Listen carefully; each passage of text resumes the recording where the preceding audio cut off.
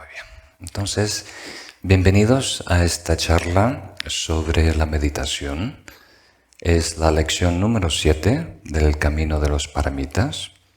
Y hoy vamos a explorar juntos un tema indispensable, que sabemos que es muy profundo, muy vasto, pero vamos a intentar hoy tocar los puntos más importantes y, por supuesto, dejar tiempo a los que quieran hacer preguntas y dudas.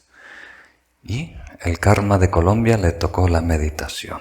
Por algo será. Entonces, ¿por dónde empezó?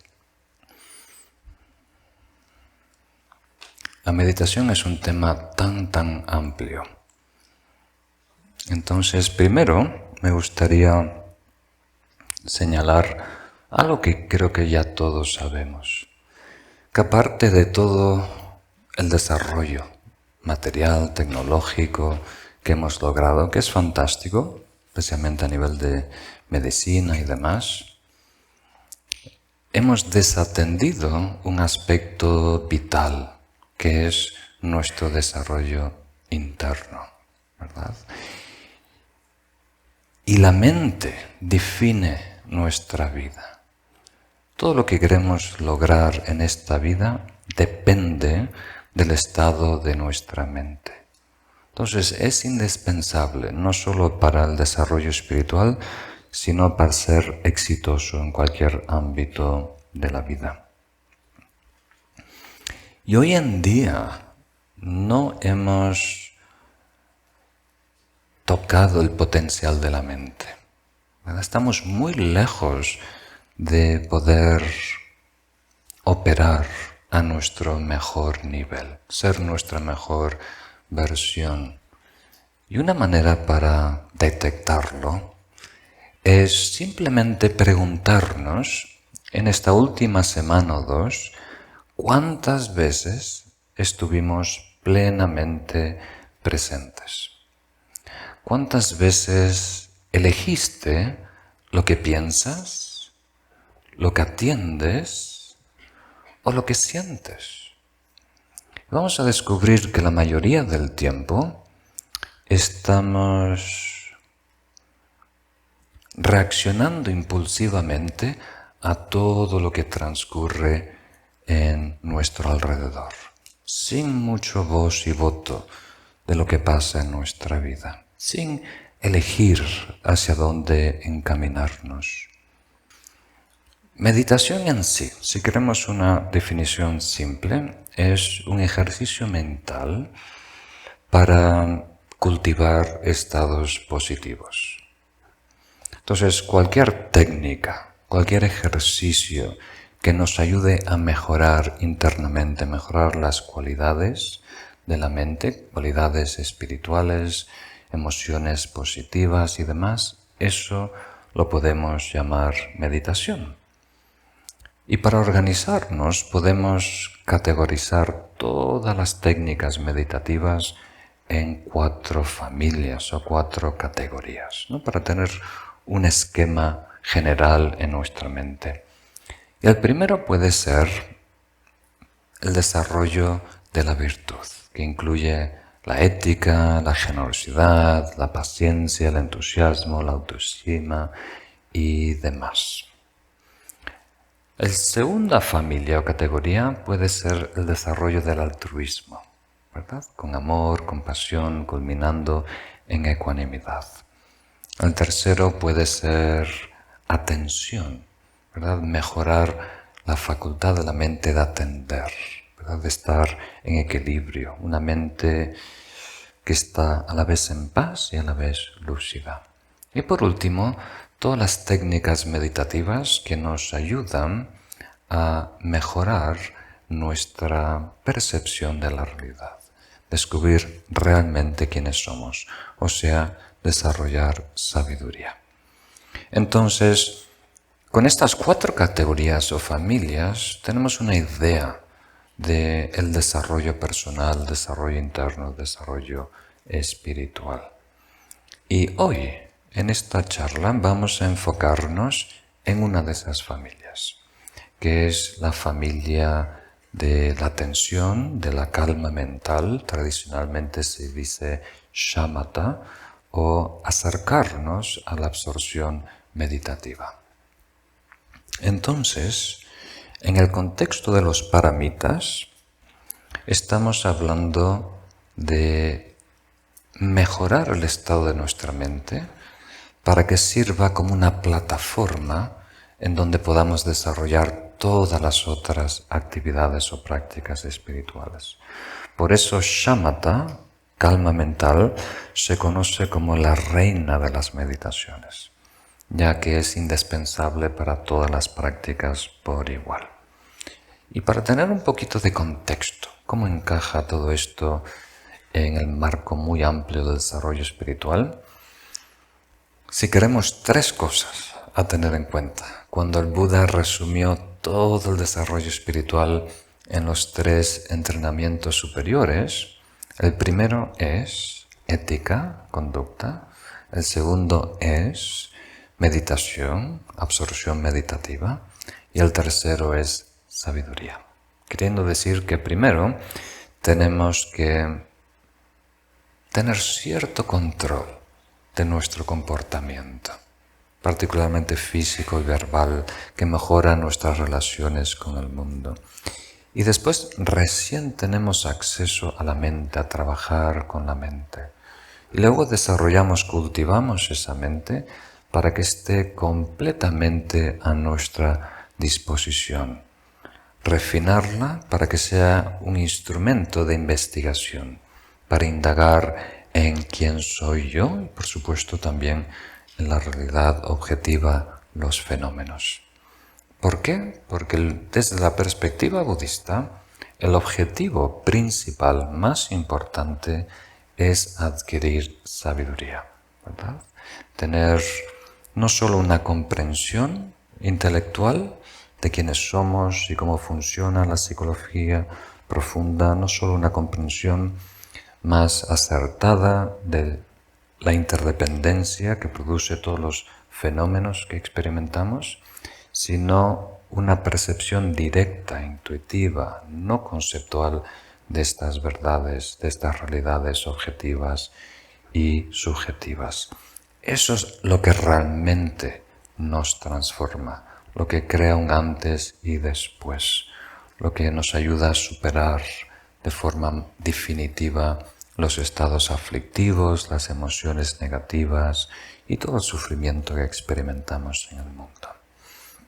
Entonces, ahora que tenemos esa perspectiva amplia, vamos a empezar definiendo cuál es el problema. El problema para lograr una absorción meditativa, un estado de calma mental, son las distracciones, ¿verdad?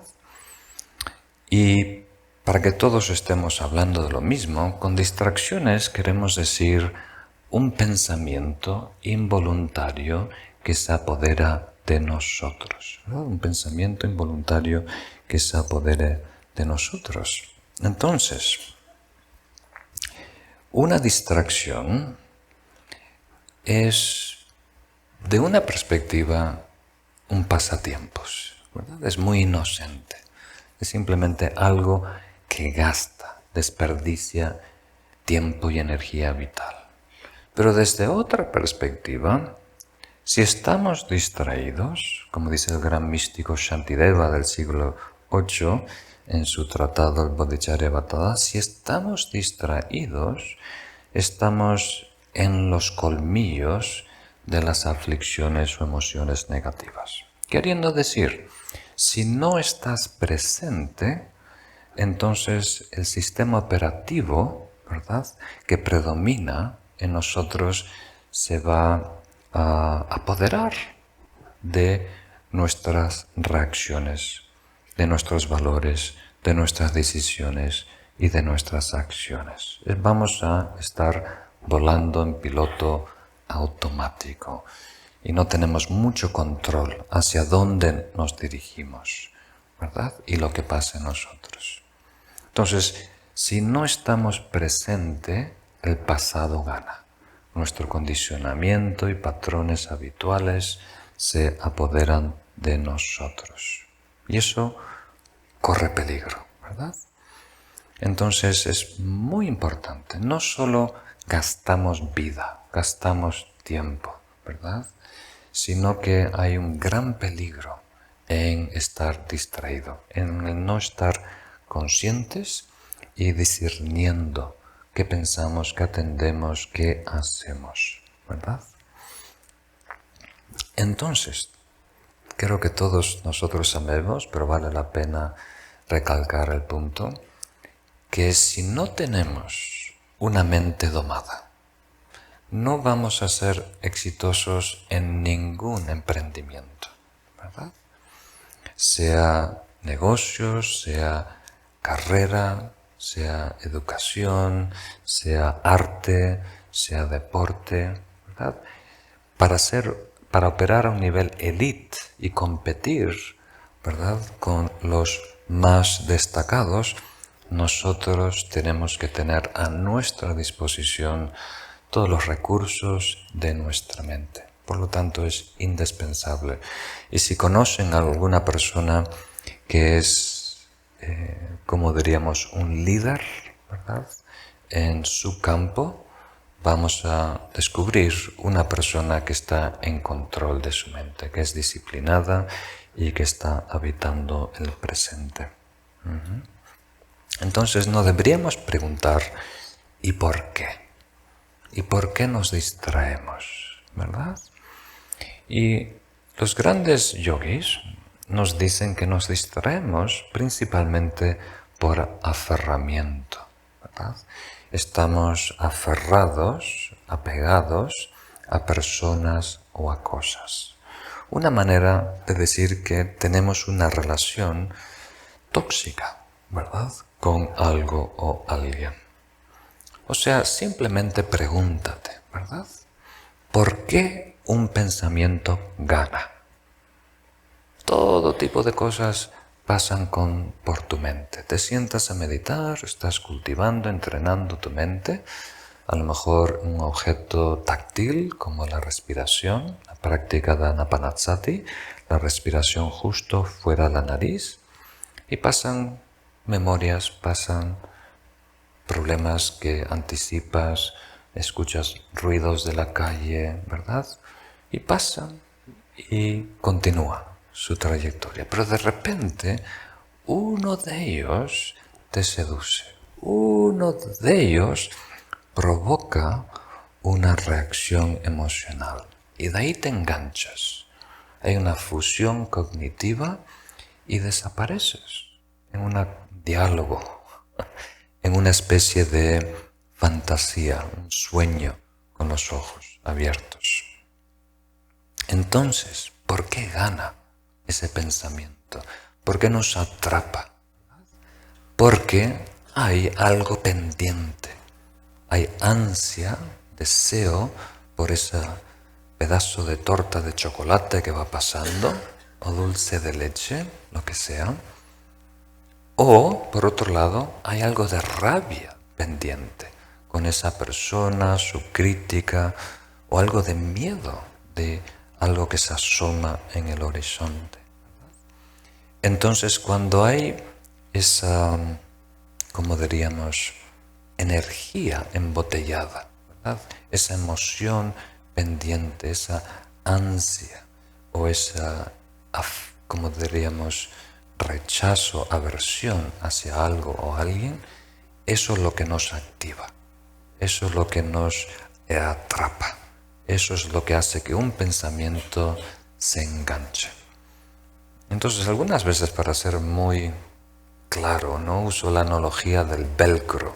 ¿Saben? Ese sistema que en un lado hay ganchitos de plástico y en el otro lado hay como si fuera una pelusa de lana, pero de plástico, rulos, ¿no? Entonces tiene que haber las dos cosas. Si pones el velcro, que son ganchitos, sobre acero inoxidable, sobre plástico, sobre losa, no se engancha. Pero si hay del otro lado rulos, ¿se dice rulos aquí? Si hay rulos, entonces queda ahí atrapado, enganchado. Entonces, esas ideas, imágenes, recuerdos, memorias, ruidos que flotan por nuestra mente, es ese gancho. Y tienen que encontrar el rulo correspondiente en nosotros, algo que quedó torcido en nosotros por un encuentro que no hemos procesado correctamente. Y de ahí nos atrapa. Entonces, nuestra absorción meditativa, o sea, podemos mejorar nuestra práctica de calma mental en la medida que reducimos este apego aferramiento y en la medida que aumentamos nuestro enfoque. Eso es importante saberlo, porque muchas veces queremos agregar algo a nuestra vida. Como dije recientemente en Argentina y Uruguay. Vas al médico, tienes un problema de azúcar o a lo mejor tienes colesterol alto y le pides al médico, por favor, solucióname esto, ¿verdad? Dame una pastillita pequeña que no sea muy cara, que no sepa mal, para reducir esto. No me pides que deje de comer carne, ni pollo, ni huevos fritos, ni nada de eso. Simplemente dame tú algo, un plus, un extra, para solucionar este problema. Y el doctor dice, bueno, a lo mejor también podrías considerar la posibilidad, es muy diplomático, ¿no? A lo mejor podrías considerar la posibilidad de en el futuro empezar a explorar lo que es el ejercicio, ¿verdad? Digo, no puedo hacer caminar, ejercicio, no, solo una píldora, ¿verdad? Entonces, cuando escuchamos meditación, camino espiritual, tenemos esa misma actitud. Queremos una solución mágica, un atajo a mejorar internamente sin tener que ajustar o cambiar ningún aspecto de nuestra vida. Entonces, sí es verdad que podemos entrenar la mente a desarrollar cada vez mejor atención, lograr más calma y más lucidez. Pero vamos a llegar a un techo, ¿verdad? Esa inversión que hacemos de media hora, una hora, todos los días en entrenar, va a ir mejorando nuestras facultades atencionales, pero vamos a llegar a un techo, un límite, una meseta que depende mucho de las circunstancias de nuestra vida, ¿verdad?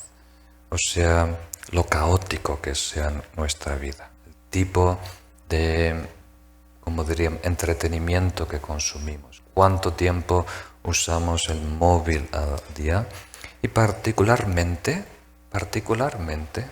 las relaciones que tenemos con las cosas y las personas. Si la relación no es buena, no es sana, es tóxica, queda una energía embotellada, pendiente, crea esa lana, esos rulos, entonces vamos a distraernos. Entonces hay prácticas como el amor bondadoso, la compasión, que son todoterreno.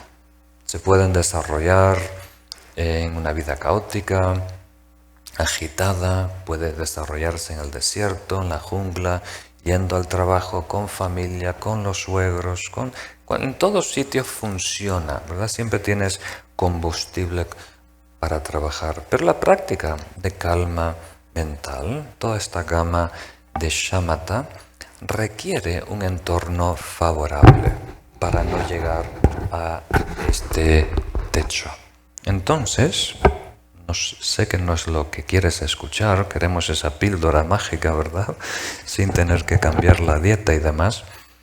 Pero si queremos ser un practicante que realmente logra transformar su estado mental, entonces tenemos que optimizar nuestra vida para que esté en armonía con esa paz y equilibrio que estamos cultivando dentro de nosotros, ¿verdad?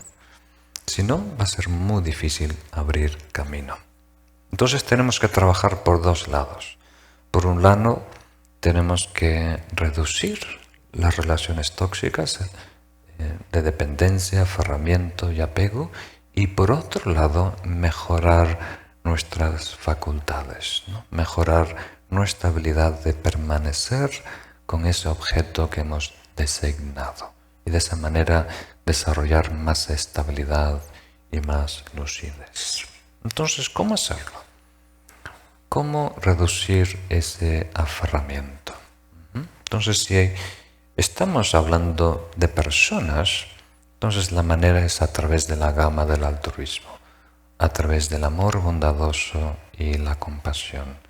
Y desarrollamos muchos cursos en Paramita sobre eso. Hay esta formación de EMI, el segundo y el tercer módulo se enfocan en la gama de altruismo y es muy importante para mejorar el amor que ya sentimos por los seres queridos, familia y amistades y eliminar ese residuo corrosivo del apego y el aferramiento que causa no solo problemas interpersonales, pero también muchas limitaciones en nuestro desarrollo personal o espiritual. Y para las cosas, ¿verdad? Para nuestro aferramiento, apego, dependencia con las cosas, entonces tenemos que desarrollar más renuncia, un estado espiritual que se llama renuncia, donde reconocemos las limitaciones de las expectativas exageradas. Entonces, con esto no queremos decir que tenemos que tener una vida austera, ¿verdad? Tenemos que disfrutar de todo lo lindo que ofrece la vida. Y aquí en Colombia hay comida muy rica. Estoy 2 días aquí ya engordado, ¿verdad? Hay fruta muy rica, todo tipo de pasteles, comida vegetariana muy rica. Y no es un problema. La comida no es el problema. El whisky no es un problema. El dinero no es un problema. Pero si nosotros nos relacionamos con esa botella de vino, con ese chocolate, con ese dinero, exigiendo, pidiendo que nos haga feliz, ¿verdad? Que resuelva estas carencias personales o el vacío existencial, le estamos pidiendo demasiado. No va a poder ofrecer esa felicidad. Entonces podemos disfrutar, pero sin esa expectativa exagerada. Y una manera de corregir, ¿verdad?, esa expectativa para que esté alineada en armonía con la realidad, es reflexionar sobre el cambio, lo que en el budismo llaman la transitoriedad o impermanencia. Simplemente recordarnos de algo que ya sabemos. No es controversial, ¿verdad? Todo el mundo acepta y reconoce el cambio, pero muchas veces nosotros estamos activamente ignorando, negándolo. Entonces simplemente reconocer que la flor se va a marchitar y va a desaparecer, ¿verdad? Que todo tiene su vida y después decae y se disuelve, ya nos ayuda a ajustar esas expectativas y esas relaciones que tenemos con nuestras posesiones, patrimonio, dinero y con todo lo que consumimos. Muy importante si queremos ser un gran meditador o mejorar nuestra meditación. Y ahora pasamos a la segunda pregunta, ¿verdad? Porque hay 2 cosas que tenemos que atender. Una es reducir los rulos, reducir el aferramiento, las emociones, o sea, las relaciones negativas que producen estas emociones negativas. Y por el otro lado, tenemos que mejorar, tenemos que entrenar nuestra mente para que sea cada vez más estable. Entonces, ¿cómo hacerlo? Entonces, a pesar de todo lo que hacemos, ¿no?, reduciendo el apego, desarrollando compasión y demás, nuestro estado mental base sigue siendo difuso y opaco, ¿verdad? O sea, nuestra mente divaga, nuestra mente no está completamente a nuestra disposición. Entonces, deberíamos empezar a entrenarla. Y los 2 obstáculos que enfrentamos. Hoy en día, nuestra mente pasa por 2 extremos.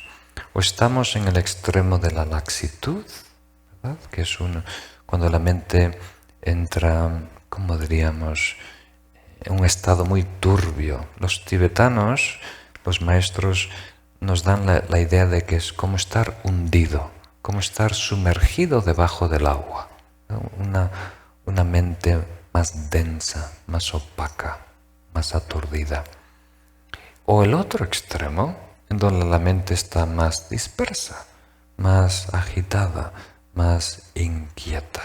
Entonces nuestra mente tiende a bambolear de un extremo a otro. Y algunos de nosotros hay la tendencia de inclinarnos más en un extremo que en el otro.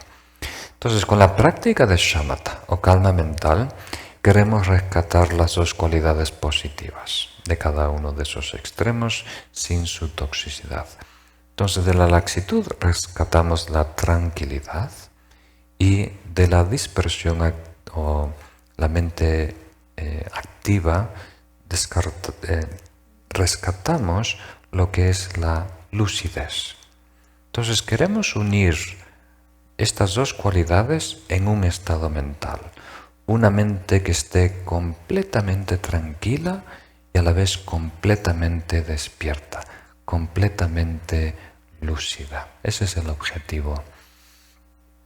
Y de esa manera nuestra mente se convierte en una especie de microscopio o telescopio, depende cómo lo mires, un instrumento que podemos emplear para descubrir quiénes somos, cómo funciona la mente, cómo se encadenan los procesos mentales y después también explorar la identidad base, quién soy yo y el estado base de la mente detrás de todos sus conceptos y elaboraciones. Entonces nuestro objetivo es reducirlo y lo hacemos a través de... Hay muchas técnicas en realidad, muchas técnicas válidas y todas se pueden resumir en dos. Una es enfocar toda tu energía, toda tu atención en una cosa y perfeccionar la relación con una cosa.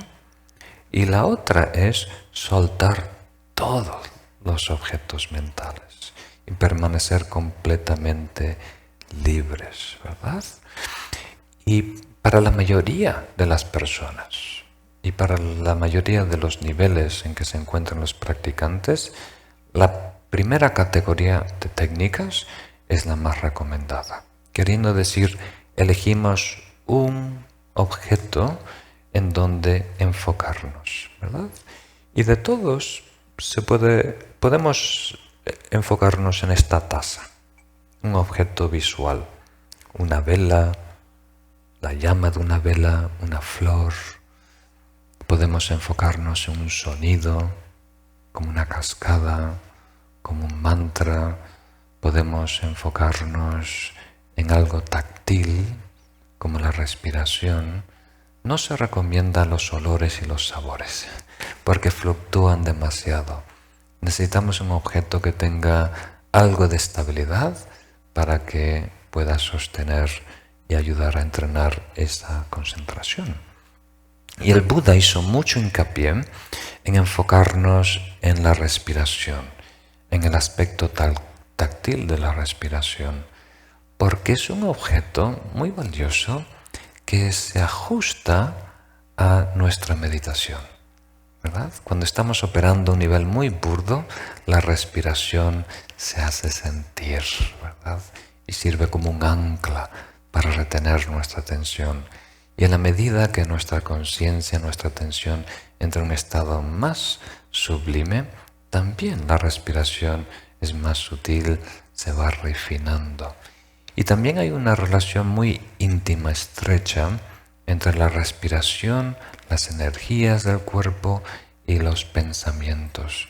Entonces, solo atendiendo la respiración, permitimos que el cuerpo se autorregule y de esa manera pacificar también los pensamientos y demás. Entonces es muy ventajoso empezar con una sensación burda de la respiración en el cuerpo y después pasar a una sensación más sutil de la respiración justo fuera de la nariz. Es una práctica muy simple que a la vez es muy eficaz, como muchos de ustedes saben que están desarrollando activamente.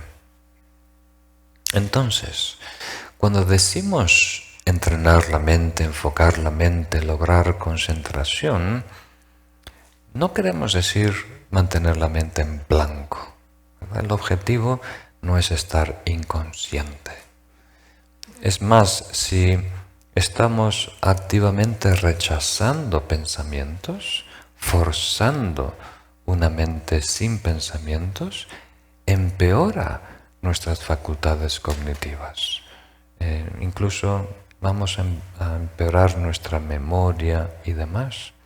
Entonces, no tenemos que crear ese estado artificialmente rechazando pensamientos, sino que tenemos que ser cada vez más libres, ¿verdad? O sea, en la medida que mejora nuestra práctica espiritual y meditativa, vamos a percibir más.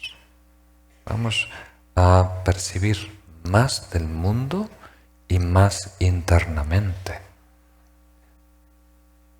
Entonces eso no es malo, eso es bueno.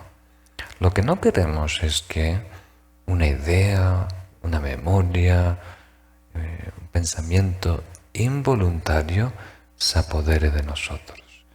Una de esas cosas que pasa por nuestra mente de repente nos atrape. Esa es la clave.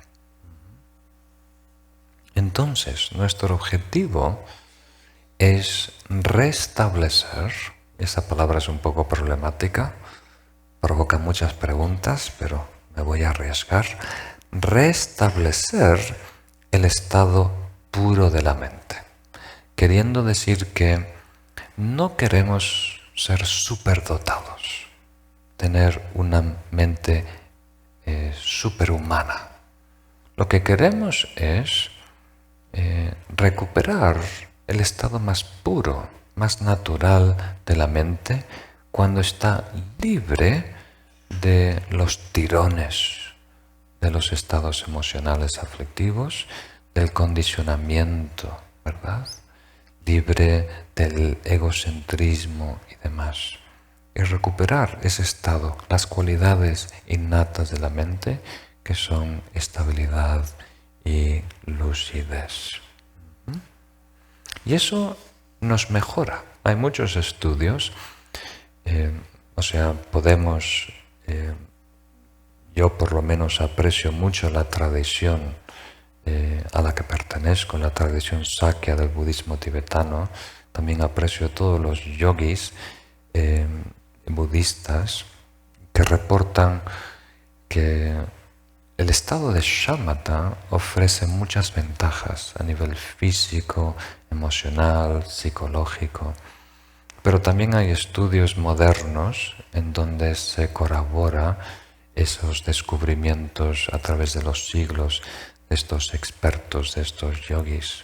Entonces mejora nuestra salud a mucho nivel, salud física y salud mental. Y mejora nuestra memoria, por lo menos yo no puedo, como diríamos, alentarme de tener grandes logros espirituales, pero en estos años que estoy meditando sí he notado que mi memoria ha mejorado enormemente y eso se lo tengo que atribuir a la meditación. Cuando era un adolescente era horrible. Algunas veces no me acordaba ni de mi teléfono de la casa. Sabes que en Estados Unidos, has visto películas, hay taquillas, los estudiantes tienen una taquilla y tienen como un código para entrar. Me olvidaba constantemente de mi propio código. Solo tenía que tener 3 números. Horrible. Pero ahora tengo una memoria normal o mejor que la mayoría. Y también ayuda a mejorar nuestra creatividad, que es indispensable en la vida. O sea, la creatividad no es algo que se desarrolla, es algo que se libera. Cuando soltamos todos los patrones, todas las ideas rígidas. Entonces, me acuerdo hace mucho tiempo En Estados Unidos estaba en un retiro de 10 días en silencio, uno de mis primeros retiros. Poquita gente, creo que éramos 8 o 9. Y coincidió que en ese retiro había un artista famoso, un pintor, pero hacía esculturas multimedia, allí de Nueva York. Y no podíamos hablar, pero en una sesión al día, ¿verdad? Por la tarde, podíamos hacerle preguntas al maestro, ¿no? Entonces él levantó la mano y realmente no hizo una pregunta, hizo un comentario. Dijo, estoy tan contento, ¿verdad? Porque no esperaba que a través de la meditación de shamatha podía desarrollar creatividad, ¿no? Imaginación. Se me están ocurriendo ideas fabulosas para mis próximos proyectos, ¿no? Y el Lama dijo, eso es bueno, pero no es el momento. Ahora enfócate en la práctica. Eso considéralo una distracción. Y para el desarrollo espiritual es indispensable. Como dije, shamatha, calma mental, es la reina de todas las meditaciones. Algunas veces tenemos una aspiración muy noble de querer mejorar, querer contribuir a los demás, a la sociedad. Y algunas veces tenemos incluso acceso a técnicas meditativas muy exóticas o muy profundas, muy elaboradas. Pero no vamos a avanzar mucho, ¿verdad? Teniendo una buena aspiración y teniendo técnicas muy sofisticadas, si no tenemos una plataforma, si no tenemos acceso a la mente, si no tenemos una mente que esté, como diríamos, en equilibrio, que esté a nuestra disposición. Y muchas veces los yogis, los lamas tibetanos, lo explican de esa manera muy simple.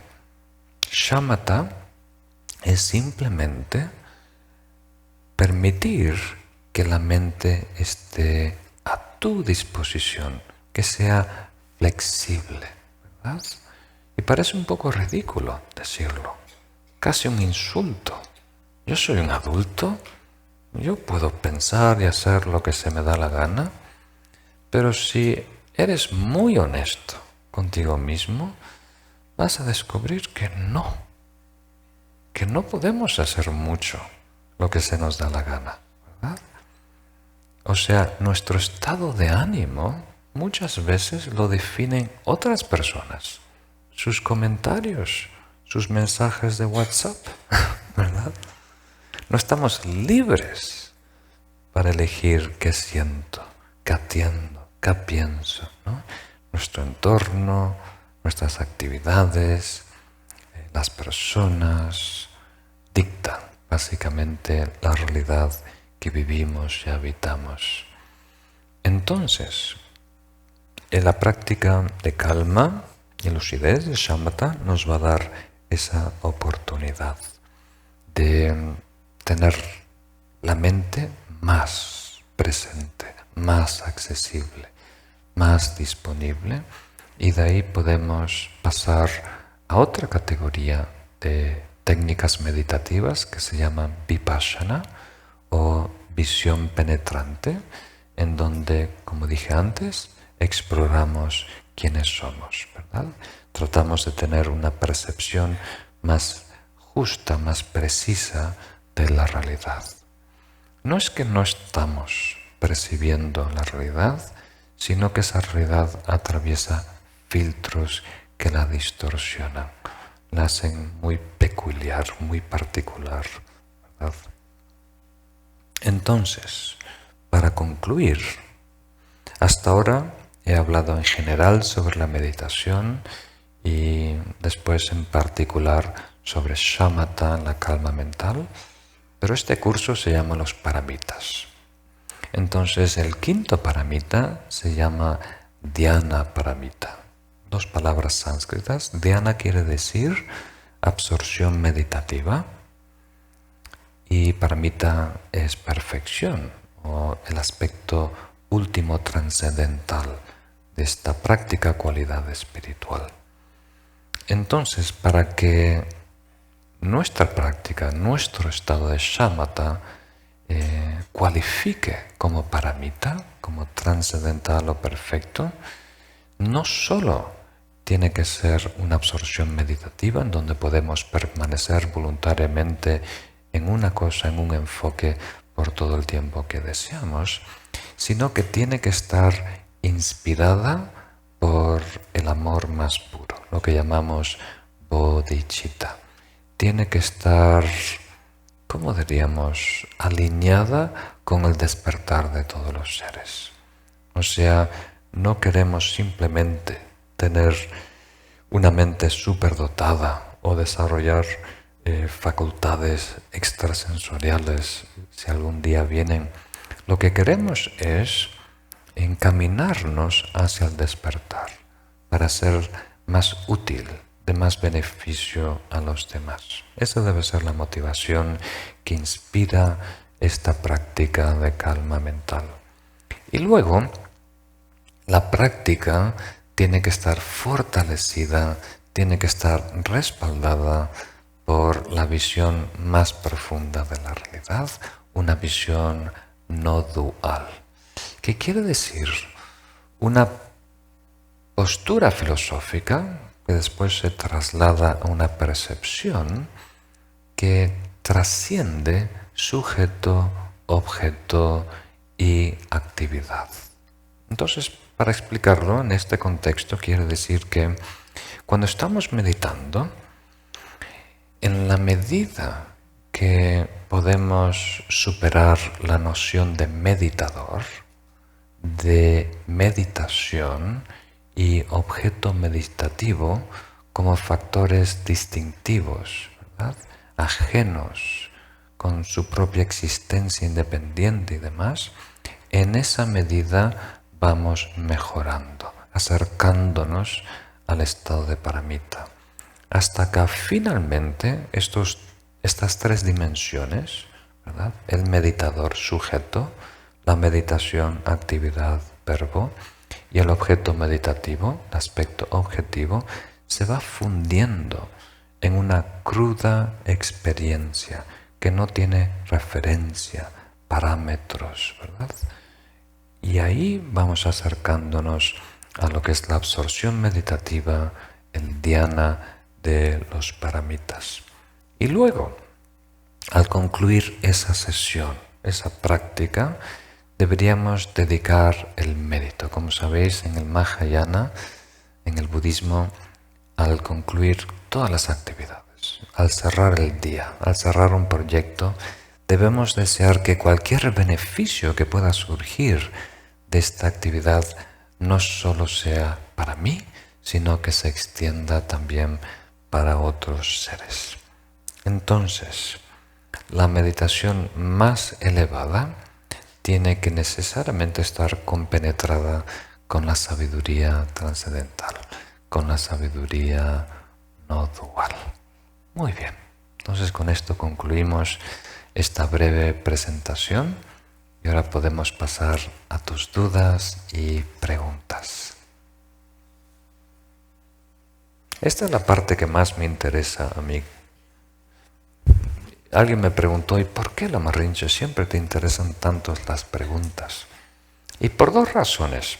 Primero, que cuando escucho de ti, puedo tomar el pulso a la audiencia, al público, a mis amigos que están escuchando, y de ahí ajustar la presentación para que mejor sirva, ¿verdad? Para que mejor atienda tu experiencia, tu conocimiento y tus intereses. Y la segunda razón, que es incluso más importante, es que cuando hacemos una presentación general, donde tratamos de incluir los puntos más importantes de la práctica meditativa, no nos recordamos de mucho, ¿verdad? Entra por un oído y sale por el otro. Retenemos muy poquito. Y lo que retenemos nos impacta muy poquito.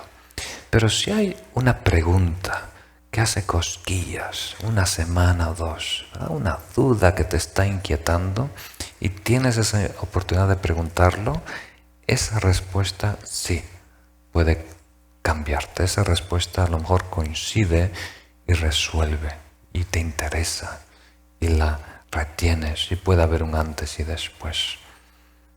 Mucha presión, ¿no? Muy bien. Estoy haciendo un poquito de tiempo para que llegue el micrófono. ¿Cuál es la práctica para empezar a generar mayor concentración sin, digamos, sin necesidad de estar en la práctica meditativa como tal? O sea, o cómo desarrollar la práctica en el cotidiano, en las actividades diarias, en actividades que no estén relacionadas, digamos, por ejemplo, en el trabajo, en actividades deportivas, todo lo que mencionaba al principio, cómo desarrollarlo de ese modo sin dejar que la mente se disperse en otras situaciones. Muy bien, muy buena pregunta.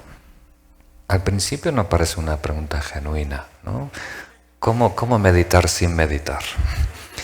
Pero es una pregunta genuina porque, como dijo uno de mis maestros, si no estás meditando 24 horas, no estás meditando.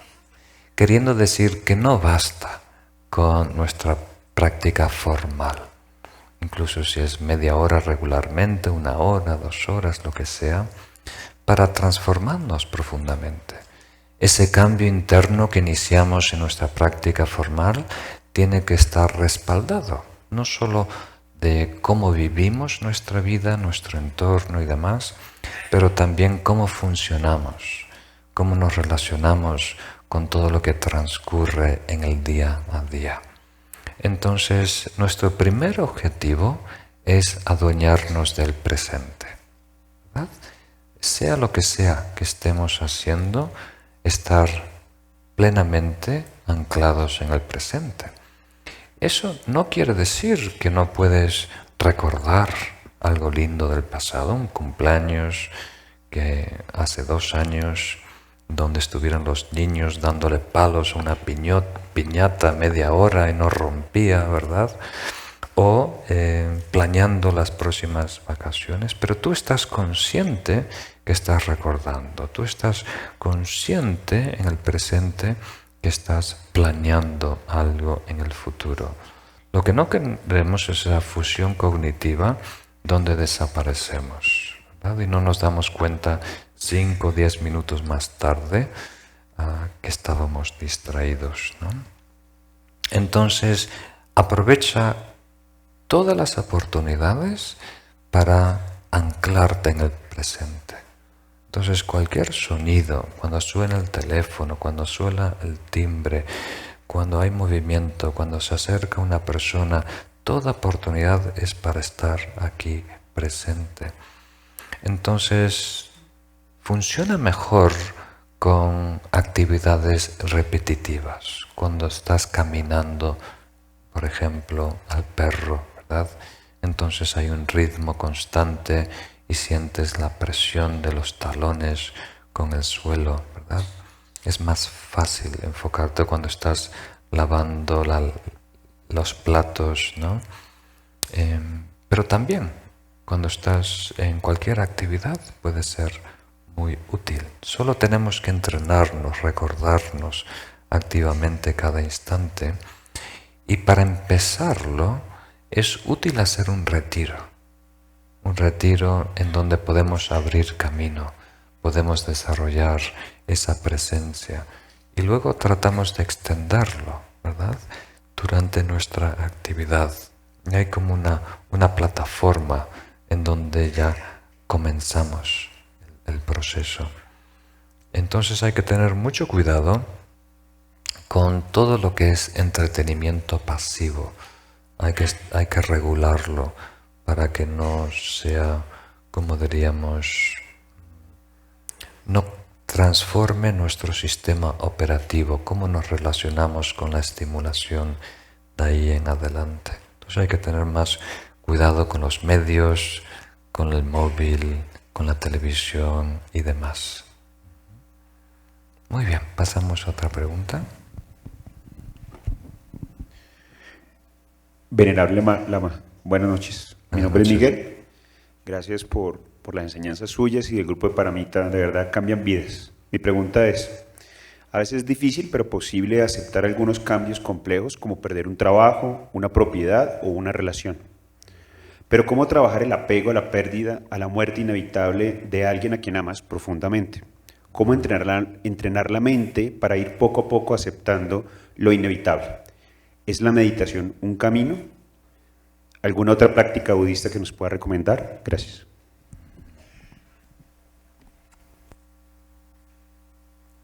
Sí, es muy raro por una parte, porque es lo más obvio.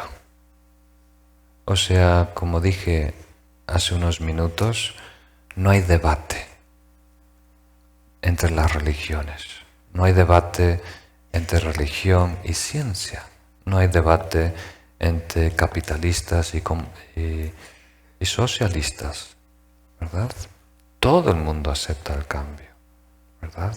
Todo el mundo que tiene la más mínima educación, ¿verdad?, científica, reconoce que todo lo que está compuesto, ¿verdad?, por diferentes partes, por condiciones, por elementos, se tiene que descomponer. Incluso las montañas más grandes se están erosionando. Incluso finalmente el sol también va a morir y transformarse. Entonces, no hay discusión, no hay debate, no hay controversia. Pero en nuestra mente, para poder lidiar con tanta diversidad, con tanta complejidad, creamos un modelo, ¿verdad?, una realidad virtual, y hacemos iconos o avatares de diferentes personas. Y nos quedamos con esa impresión rígida, estática, de lo que es Juan, de lo que es María, de lo que es Pepe, ¿verdad? Y después le agregamos valor. Si es una persona que aporta bienestar, garantías, felicidad para nosotros, estamos incentivados a negar el cambio, ¿verdad? Estamos activamente negándolo. Entonces, cuando de repente pasa algo allá afuera que no podemos reconciliar con nuestro modelo, con nuestros iconos, con nuestro avatar, entonces duele. Duele todo lo que hemos invertido en ese avatar rígido, estático. Entonces lo que recomiendan los lamas es simplemente reflexionar sobre la transitoriedad y el cambio, ¿verdad? Reflexionar, que por una parte quiere decir aceptar lo inevitable. O sea, todos nosotros estamos, ¿cómo diríamos?, hemos recibido un pronóstico de una enfermedad, como diríamos, terminal, que se llama la vida, ¿verdad? Entonces, todos nosotros ya tenemos ese diagnóstico, tenemos una enfermedad terminal y vamos a morir. Y después de eso hay un punto, como una casa, ¿verdad? Y de repente cuando alguien recibe un pronóstico que acelera el otro pronóstico, como tienes cáncer de colon o tienes cáncer de esto, entonces de repente es un shock al sistema. ¿Por qué? Porque no habíamos aceptado el primer pronóstico, la primera realidad, que yo soy mortal, que este cuerpo, que está compuesto de partes, elementos, se va a descomponer y va a dejar de funcionar. Ese es el primer punto que nos animan los yogis tibetanos a reflexionar, nuestra propia mortalidad. Y luego el segundo punto es que no sabemos cuándo, ¿verdad? Hoy estamos aquí, mañana a lo mejor no. Incluso algún yogi dice, ¿qué viene antes? ¿Tu próxima exhalación o la muerte? No sabes. La muerte está tan cerca como un suspiro, ¿verdad? Y pareciera algo innecesariamente tétrico. ¿Por qué pensar de esto, verdad? Porque si reconoces, aceptas la muerte, puedes vivir plenamente.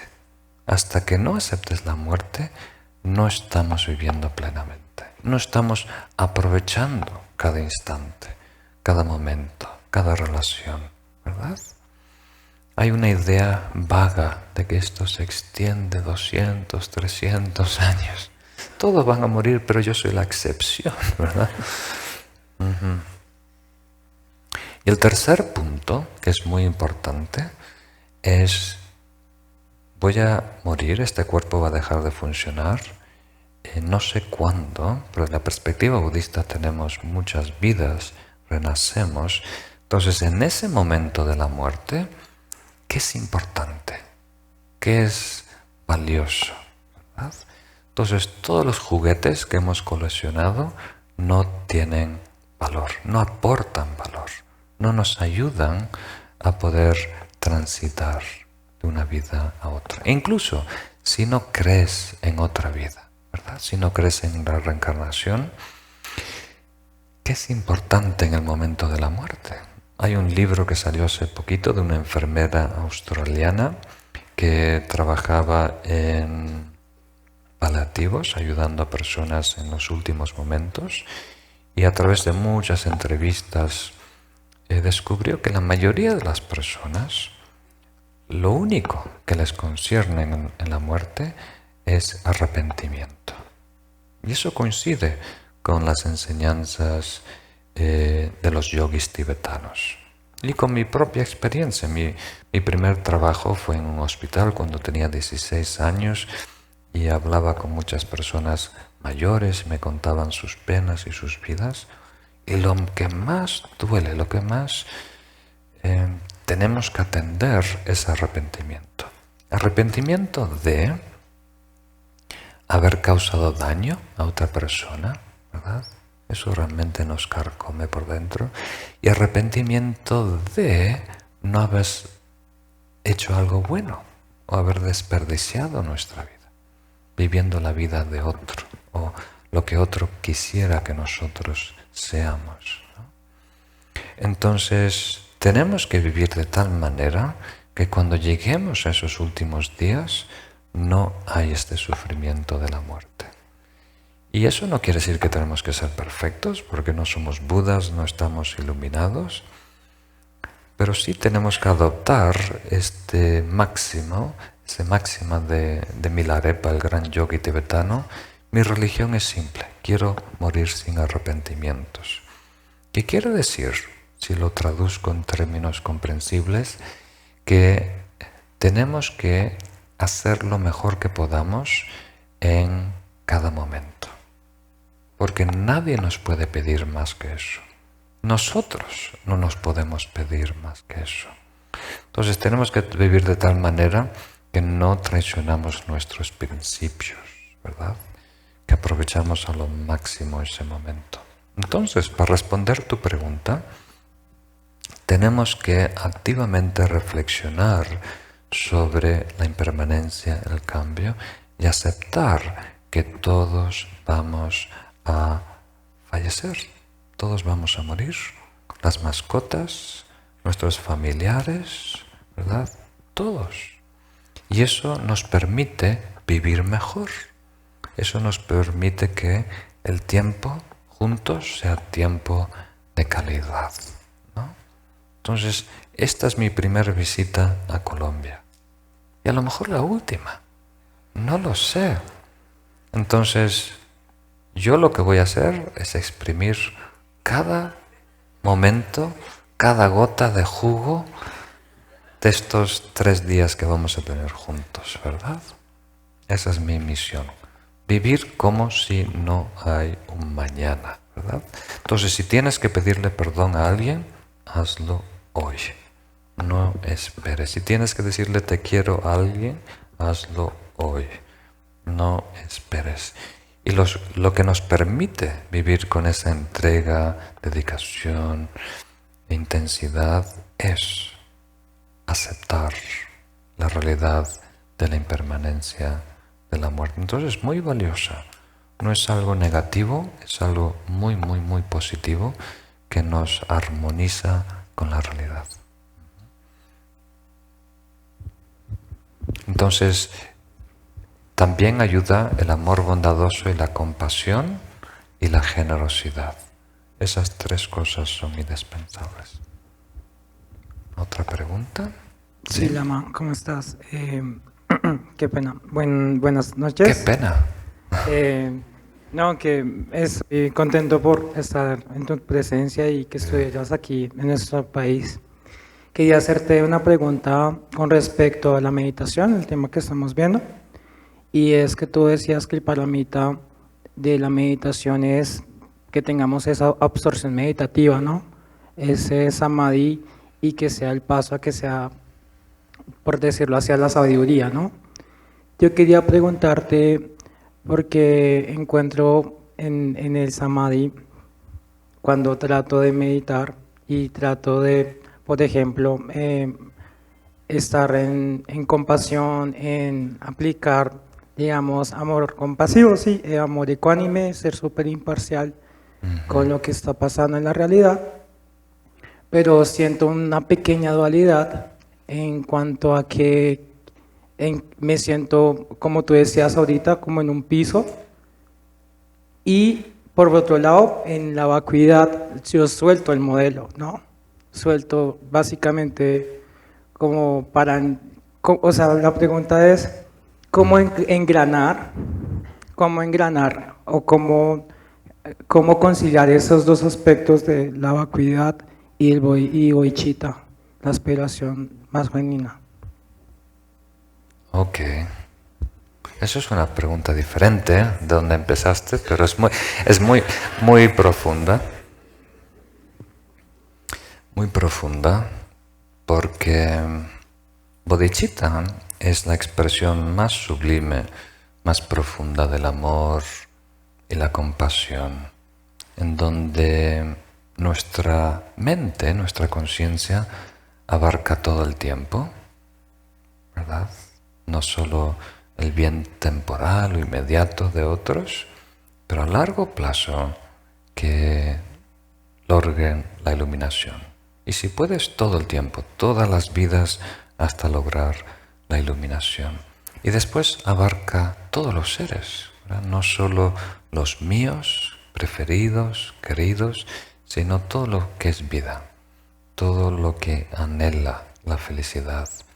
Estamos interesados en contribuir en su desarrollo y despertar, y después incluye todos los niveles de profundidad, ¿verdad? Incluye todos los niveles de profundidad, queriendo decir no solo resolver los problemitas de la vida, sino reducir los velos, el conductual, emocional, egocentrismo, la ignorancia fundamental de no saber quiénes somos.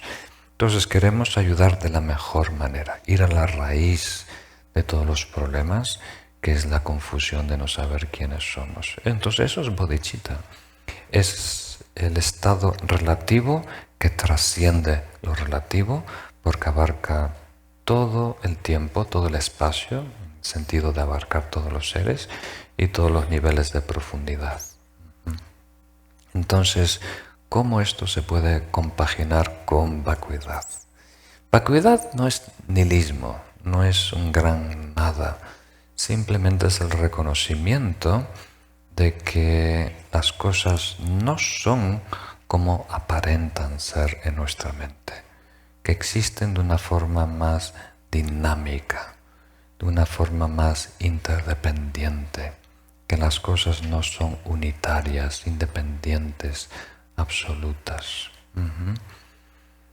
Entonces, lo que nos permite bodhicitta relativo es justo la vacuidad. Cuanto más comprensión tengamos de la realidad, que para nosotros puede ser reconocer la interdependencia de todos los fenómenos, entonces mejor vamos a poder expresar este gran amor, esta gran compasión, ¿verdad? Entonces, la vacuidad o nuestra comprensión de una realidad más interdependiente nos permite romper el horizonte temporal, ¿verdad?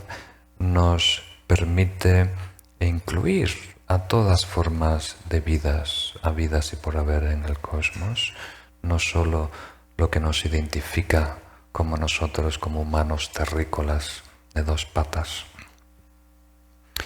Y a la vez nos ayuda a comprender que el origen de todo sufrimiento, de todo malestar, de todo problema, es justo la falta de vacuidad, la falta de reconocer la existencia interdependiente, dinámica y superimponer, ¿no? Establecer artificialmente un super yo, cosificar o cristalizar el aspecto subjetivo con una identidad rígida, abstracta. De ahí, de esa ilusión, surgen todas las otras distorsiones que crean tanto conflicto en el mundo y en nuestra vida. Entonces, de la misma manera que necesitamos algo de mérito para tener sabiduría, también necesitamos algo de sabiduría para desarrollar mejor mérito. Entonces, una comprensión de la vacuidad nos va a ayudar a desarrollar un nivel más profundo de amor y compasión, y a la vez ese nivel de amor y compasión nos va a dar acceso a una realidad más sublime, más profunda. Entonces, poquito a poquito vamos avanzando por los dos aspectos. Muy bien. Bueno, el pensamiento dice que es una distracción. Sí. Entonces, me pregunto, si yo enfoco mi pensamiento, por ejemplo, en qué es el amor, o en qué es la libertad, o en qué estoy haciendo, o por qué hago esto, si lo enfoco en eso, ¿está bien? ¿O también o sigue siendo una distracción en parte? Esa es una de las preguntas. Otra de las preguntas es, bueno, cuando estoy meditando o intento meditar, digamos que hay una meditación del amor que se ve en los paramitas y dice que te enfoques en una persona que amas, o en 2 personas o en 3 personas, dice la meditación. Entonces me pregunto a veces si a uno se le vienen varias personas o muchas personas en ese momento, ¿eso es una distracción también? ¿Está bien o está mal?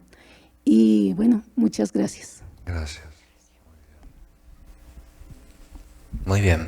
Entonces, como dije en esta charla, los pensamientos no son el problema, pero una idea, un ruido, una memoria involuntaria que se apodere de nosotros, apodere quiere decir que hay fusión cognitiva, que desapareces, que no estás consciente de que estás elaborando y desarrollando esa película. Eso es problemático, eso sí es el obstáculo principal de la práctica meditativa en general, particularmente shamatha, calma mental.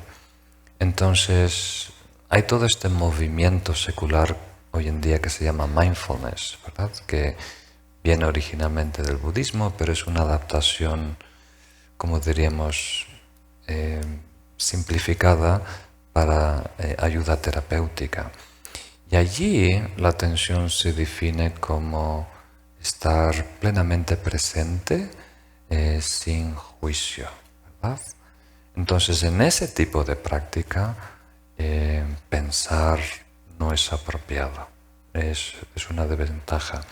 Pero el mindfulness clásico, el mindfulness budista, tiene que estar respaldado por la ética y la sabiduría. Entonces, no es simplemente atención plena en el presente, tiene que haber discernimiento, tiene que haber sabiduría. Tenemos que elegir un objeto puro, un estado virtuoso y cultivarlo, adiestrar nuestra mente para que eso predomine en nosotros y que sea cada vez más natural. Entonces es muy útil reflexionar, como tú dices, sobre la compasión, el amor, sobre la impermanencia y el cambio. En Vipassana se empieza con una investigación analítica de la realidad de quiénes somos. Eso no está mal, eso es muy bueno, muy positivo. Y tu segunda pregunta es, cuando estamos desarrollando la práctica de amor bondadoso y se nos dice de visualizar a un ser querido delante de nosotros para inspirar el amor bondadoso y de repente te viene a la mente otras personas, ¿qué haces? ¿Se consideran esas otras personas una distracción?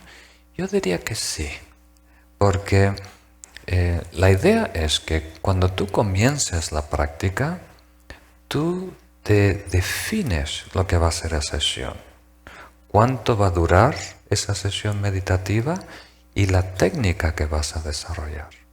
Entonces, van a surgir todo tipo de intuiciones, ideas, pero tienes que mantenerte con tu plan original de desarrollar ese protocolo, esa técnica, y de esa manera nos cultivamos, ¿verdad?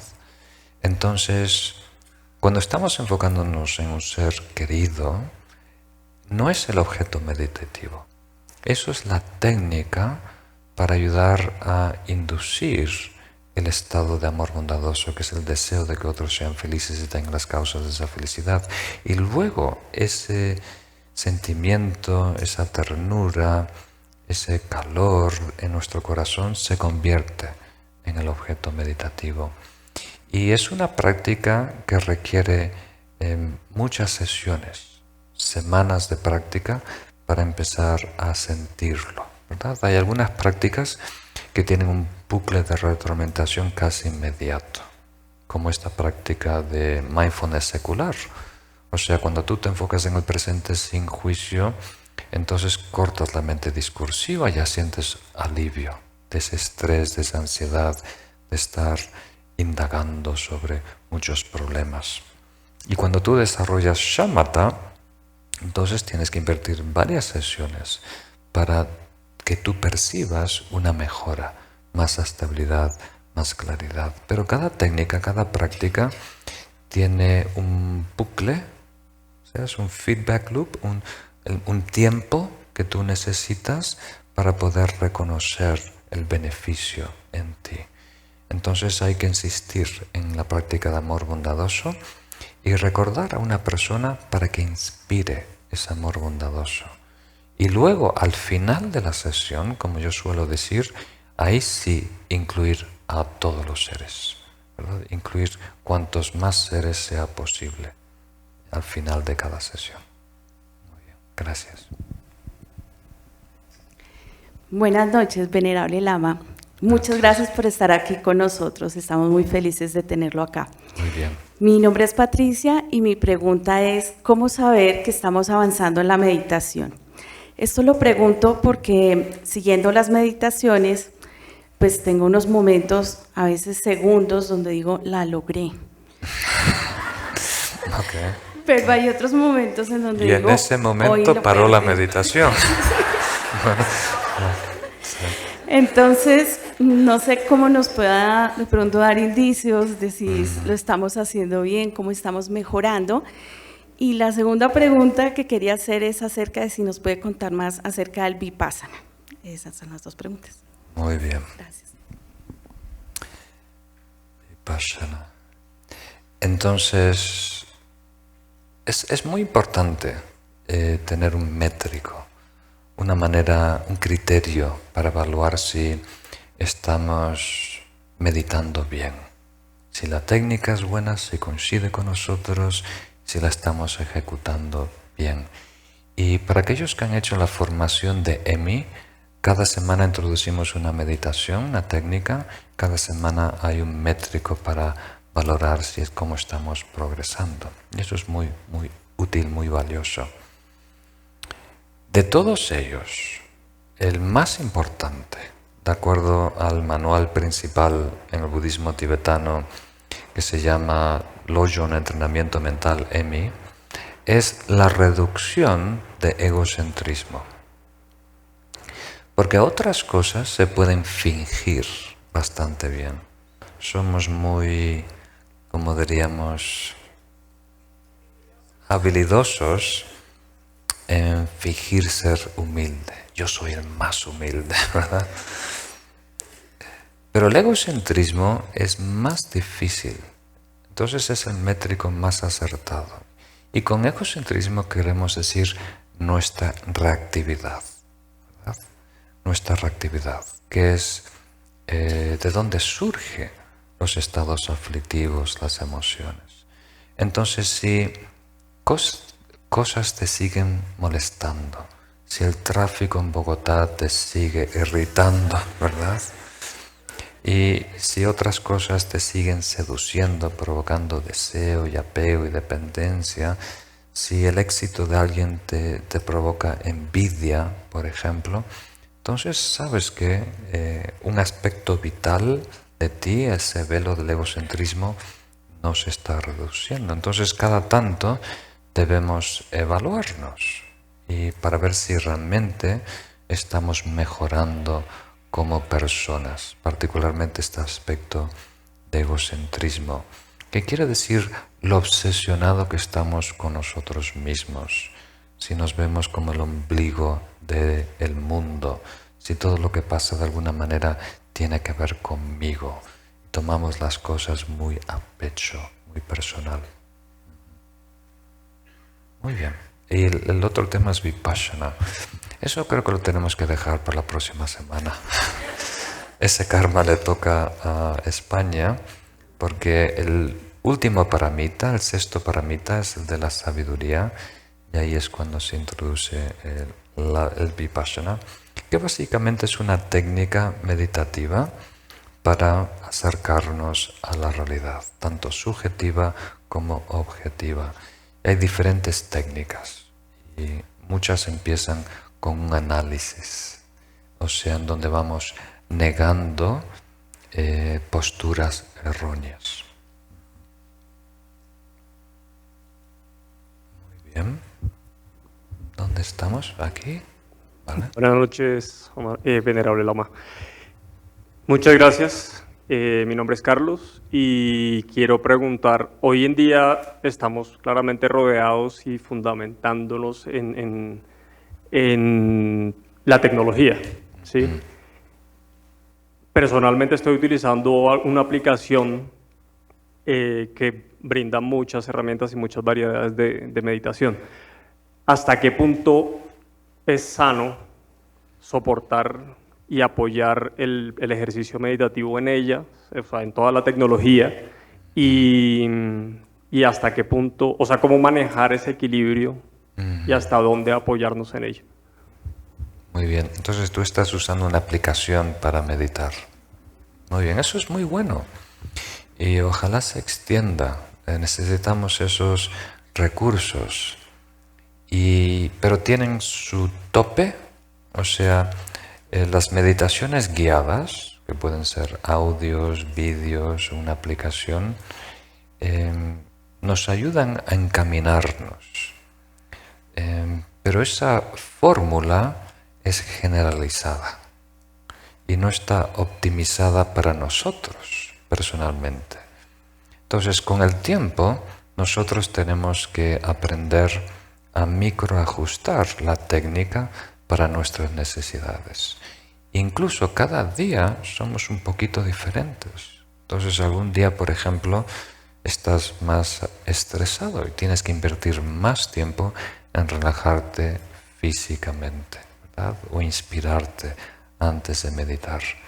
Entonces las meditaciones guiadas nos dan la secuencia de pasos, el protocolo, la técnica a seguir, y tenemos que repetirlo varias veces para integrar esa técnica como instrumento y después debe estar en nuestro cinturón de herramientas, ¿verdad? Y nosotros después para usarlo tenemos que empezar nosotros a autogestionar nuestra práctica meditativa para que sea más óptima para nuestras necesidades. Entonces, meditaciones guiadas o aplicaciones son útiles al principio y después nosotros tenemos que encaminarnos. Muy bien. Buenas noches. Buenas noches. Soy Mercedes. Agradezco muchísimo al Lama la visita que nos ha hecho. Quería comentar o confesar que durante la pandemia, mientras que hacía ejercicio al comienzo, todos los videos de YouTube estuvieron ahí presentes, acompañándome, dándome valor y confianza para salir adelante en ese trance tan duro que vivimos. Lama, yo estaba pensando que cuando hago la meditación, al comienzo sobre todo, venían los pensamientos que se van atornillando, como lo decía usted en una video, como un tornillo que sostiene la pata de la mesa, se va atornillando ahí. Y entonces pensaba, es producto del ego que está tratando de sabotear mi meditación. ¿Y cómo llego a saber qué es lo que el ego me quería decir ahí? ¿Sí? ¿Cómo trabajar el ego en ese momento y bajarlo y ponerlo, negociar con él para poder seguir en mi trabajo? Sí. Por otros momentos. Es como la mafia. En todas las maneras que negocias vas a perder, ¿verdad? Entonces no hay que negociar. Lo que tenemos que es que de una manera muy delicada retornar al objeto meditativo y dejar que ese argumento, que ese diálogo, que esa excusa se agote, se consuma por sí solo. Si tú no le das interés, entonces su propia energía se autoconsume. Entonces, no es el momento para indagar de dónde viene esto y por qué ahora me estoy tan curiosa en este tema y por qué no lo suelto. Y no es el momento. Eso a lo mejor lo puedes hacer 3 horas más tarde, ¿verdad? Como si estuvieras tratando de analizar la simbología de un sueño, ¿verdad? Puede ser un ejercicio útil, pero rara vez lo es, porque lo que surge en nuestra mente no tiene mucho sentido, es simplemente materia reciclada, ¿verdad? Entonces no es parte de una gran conspiración para causarnos mal, simplemente es ruido, ¿verdad? Es ruido. Entonces, particularmente en ese momento de la práctica formal, regresa a tu objetivo inicial, lo que te propusiste para esa sesión, el objeto meditativo que puede ser la respiración, ¿verdad? Y en el fondo va a continuar una voz, ¿verdad? Pero dejas del fondo y poco a poco va perdiendo protagonismo. ¿Es correcto? ¿Por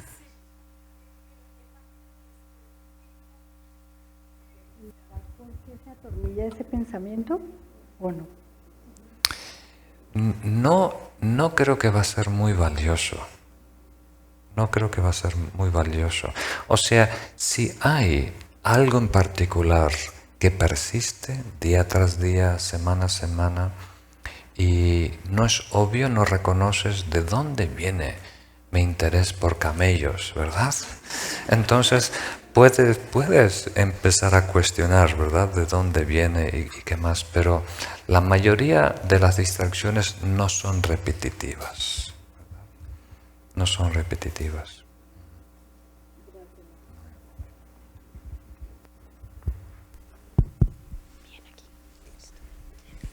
Hola, buenas noches a todos. Gracias de verdad, Venerable Lama, por estar aquí. Mi nombre es Daniela y mi pregunta es, ¿cómo hacer para que un dolor físico permanente en tu cuerpo no se convierta en una distracción a la hora de meditar? Muy bien. Pues un dolor físico, por supuesto, es una de las distracciones más válidas, es muchas veces innegable. Entonces no podemos competir, ¿verdad?, con la realidad material. Eso es algo que hay que atender independiente de la meditación. Lo que nos puede ayudar la práctica meditativa, particularmente shamatha, es no agregar sufrimiento encima de ese sufrimiento natural. El sufrimiento físico, no agregar miedo, ¿verdad?, no agregar distorsiones. Por ejemplo, yo cuando era pequeño tuve algunas experiencias negativas en el dentista, ¿verdad?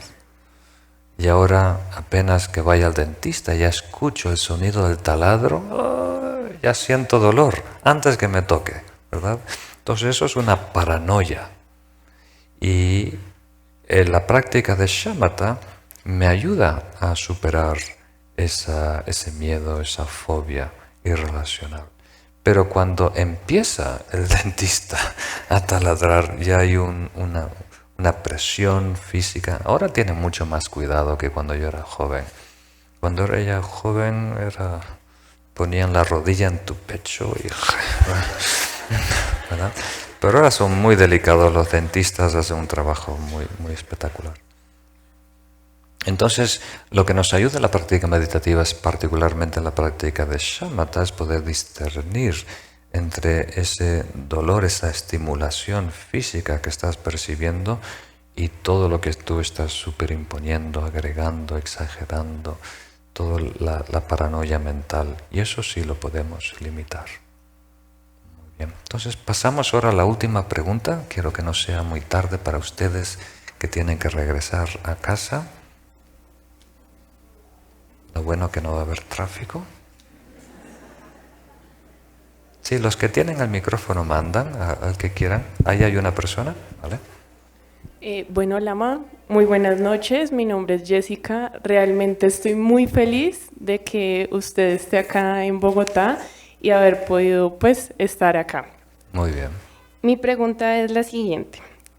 ¿Por qué después de meditar por varios meses o años empiezan a aflorar emociones tanto positivas como negativas? En este caso, hago énfasis en las emociones negativas, porque salen a flote y parece que cobran importancia cuando antes no era así, porque pesan ahora emociones y pensamientos que antes no pesaban y crean estados de intranquilidad. Muchas gracias. Muy bien. Puede ser 3 razones, se me ocurre.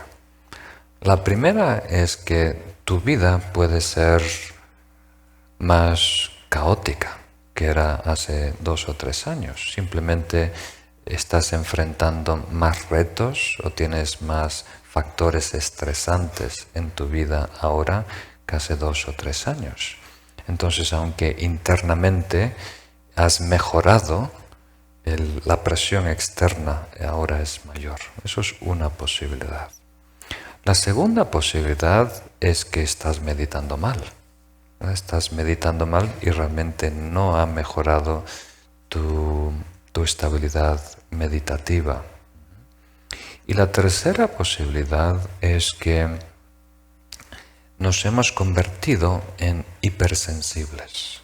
Entonces, si nuestra práctica meditativa no es balanceada, por ejemplo, en el contexto de shamatha, si acentuamos más la lucidez más que la estabilidad, de repente vamos a ser mucho más receptivos y sensibles y nos va a afectar más críticas, malhumores, insinuaciones, egoísmo y cosas, conflictos que vemos ahí afuera en el mundo.